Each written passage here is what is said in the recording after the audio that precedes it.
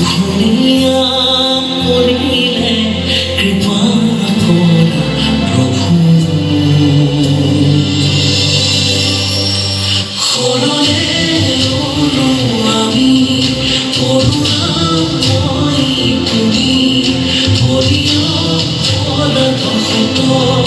গাই হৰি নাম জন শৰণে ললো আমি কৰোণাময় তুমি হৰিয় পদত শত গাই হৰি নাম জন আশী সংখ্যক স্বাধীনতা দিৱস শুনি ভাল লাগে আজি মই তেজত ৰঙীন কিন্তু কোনেও মোক দেখা নাই কোনে বুজিব মোৰ এইটো ইয়াত মোৰ মাৰ কি দুখ আছিল যে যাৰ মাজনী তোৰ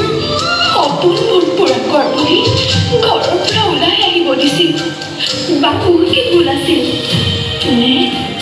ক'ৰবাত মোৰ কাপোৰ পিন্ধাত ভুল হ'ল এতিয়া ভুল যায় নহওক সমাজৰ আগততো মই দুখী কোনে শুনে মোৰ কথা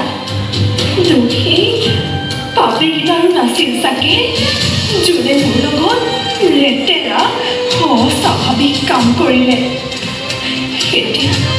এতিয়া মই ন্যায় পামনে কওকচোন এতিয়া মই ন্যায় পামনে জীবনে বিভীষিকারছিলে জনমারে পোহরে অগণি সুখ জগালে নিরবই তোমাকে সেৱা জনাই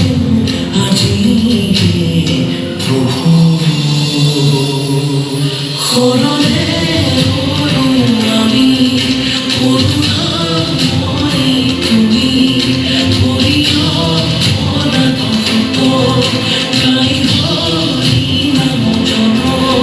শৰণে ললো আমি কৰোণাময় তুমি হৰিয় পদত শত গাই হৰি নাম জন কাতৰ তোমাৰ চৰণ যতনাজি যত আমাৰ জীৱন অকাল আঘাতে ধুনীয়া কৰিলে কৃপা কৰা প্ৰভু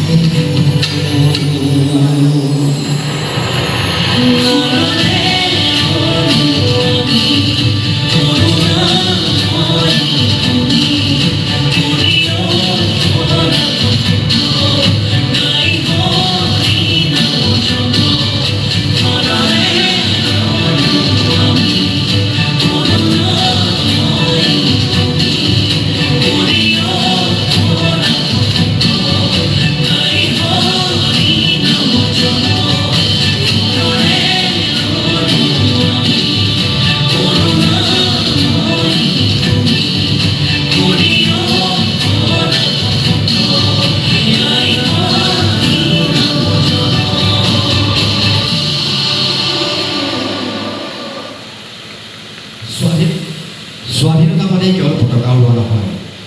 স্বাধীনতা মানে প্ৰত্যেকগৰাকী মহিলাৰ নিৰাপত্তা আৰু স্বাভিমান আজি এই ছোৱালীজনীৰ নিচিনা বহুত ছোৱালী আছে যি আজিও ন্যায় পোৱা নাই বা ন্যায়ৰ পাছত দৌৰি আছে কিন্তু কোনে দিব এই ন্যায় ভুল কি আছিল এই ছোৱালীজনীৰ হয়তো আমাৰ দেশখন স্বাধীন হৈছে কিন্তু তাইৰ দৰে ছোৱালী বা মহিলাসকল স্বাধীন হোৱা নাই ছোৱালীজনীৰ ঘৰখনৰ কাৰণ কি আছিল কাপোৰ সাজ চুটি আছিল নে ছোৱালীজনী পলমকৈ ঘৰলৈ ঘূৰিছিল আচল কাৰণ কাপোৰত নাছিল আছিল আমাৰ লেতেৰা মানসিকতা প্ৰতিটো চিঞৰ প্ৰতিটো চকুলৈ আমাৰ সমাজৰ সভ্যতাক প্ৰশ্ন কৰিছে আমি কলৈ গৈ আছোঁ আৰু ইয়াৰ শেষ ক'ত আমাক ইয়াৰ উত্তৰ লাগে আমি আচলতে কলৈ গৈ আছোঁ আৰু ইয়াৰ শেষ ক'ত